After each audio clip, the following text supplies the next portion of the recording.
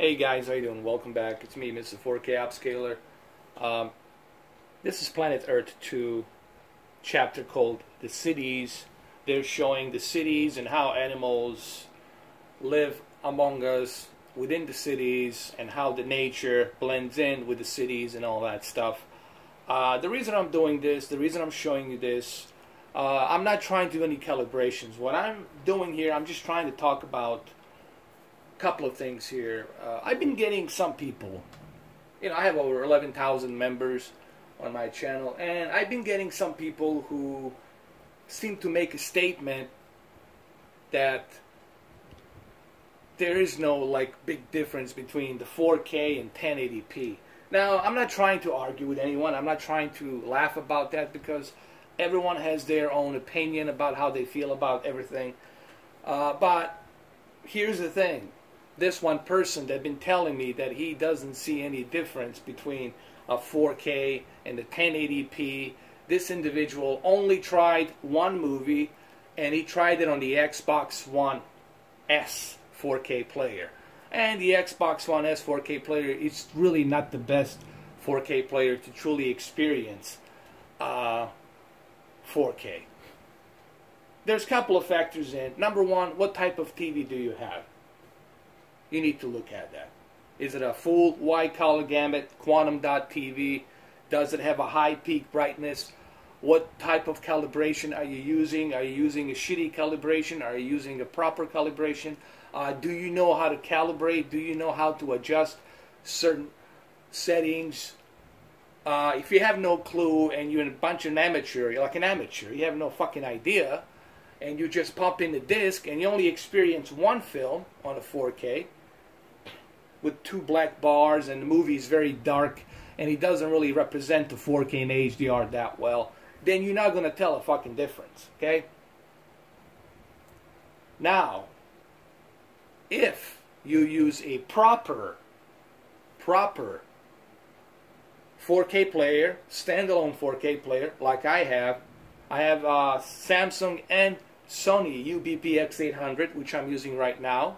And that's the whole purpose of this video that I'm showing to you. If you use a Sony UBP-X800 4K standalone player and you connect it to a 65-inch KS8000 Super UHD 1000 peak brightness nit, quantum dot, wide color gamut, full white color palette across the screen, 4K HDR TV, and then you buy Planet Earth 2 4K disc, well, then you truly are going to experience what native 4K HDR can do. Because some of these movies, they're filmed in 2K and then mastered in 4K. So you're not going to be getting a true native 4K content, especially when you're watching on the Xbox. Okay?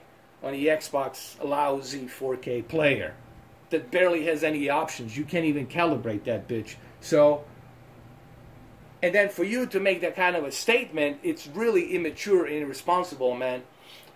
Okay? You have to have a proper equipment and a proper source to truly see what 4K can do. Let me show you some more stills here, just to prove my point.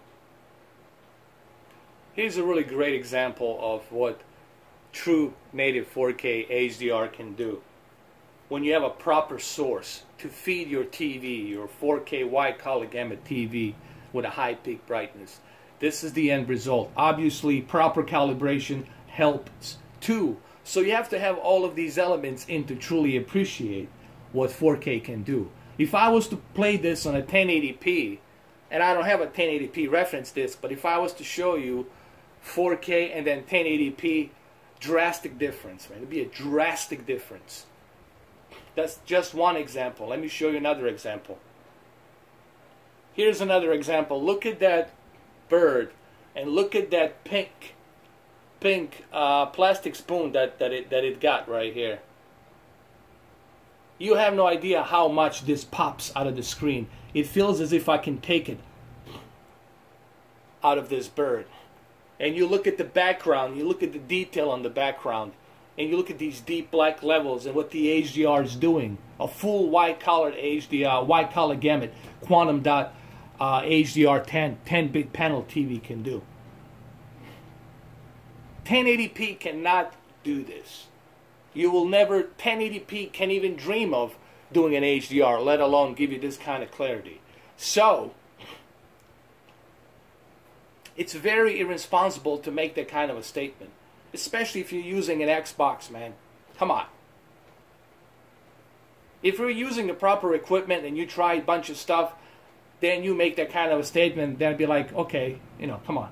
But you're using one movie, you're using one Xbox. Who in the hell uses the Xbox as a 4K to show off the 4K? Come on, man.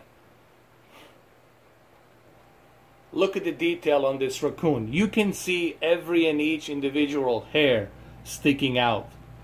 That's the kind of a detail you're getting on a true 4K native HDR source with a standalone 4K player, with a HDMI 2.0 gold-plated cable, and a 4K wide color gamut HDR 1000 peak brightness nits SUHD TV.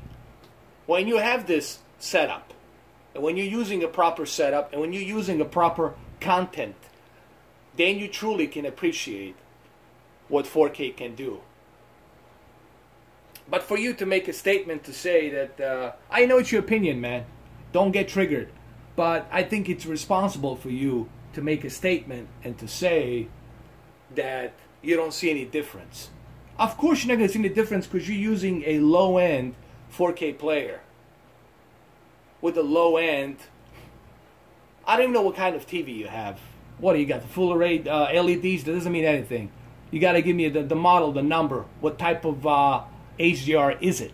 Is it a 10-bit panel? What is it? You know, all of these things. You don't even have a standalone 4K player, man. So for you to say 1080p, you don't see any difference between 1080p and 4K, tells me that you really haven't tried, you don't even know anything about 4K, man. You haven't tried 4K fully. And I mean this in a nice way. I'm not trying to trigger you. I'm just trying to tell you, you got to spend some more time, try out some more proper content out there, and then try to make that statement, man. Because your statements are responsible. That's why you don't have any likes on that comment, because people realize you have no clue what you're talking about. Even though that's your opinion, but your opinion doesn't mean anything if it doesn't support the fact, the factual information. Here's another example. You think 1080p can produce this? All this detail? And what I'm showing you here on the camera doesn't even do jack shit as to how well this looks in person. Look at the detail and clarity here. Look at the sun flare. Look at all of this detail. Look at the wide color gamut popping out here everywhere. Your 1080p cannot achieve this. Can't even dream of achieving this. Okay? Not only are you getting a higher resolution with the 4K, but you're getting a wide color gamut HDR, which also helps, man. Here's another detail right here. Your 1080p cannot do this. Cannot do it. Here's another great example of what 4K HDR can do. Look at that detail. Look, this is a fast-moving picture, and still, look when I pause it. Look at the amount of detail you can see. You can also see each individual hair on this elephant. Here, let me show you really quick what I'm talking about. Here, I'll get it closer. You can even see every and each individual hair. Look. This sort of detail you cannot see on a 1080p, man. It's just not going to be possible for you to see this on a 1080p. And look at the peak brightness and HDR, wide color gamut popping out on this scene. This is a fast moving picture following the elephant. Come on, man. You got to have a proper equipment to enjoy 4K HDR.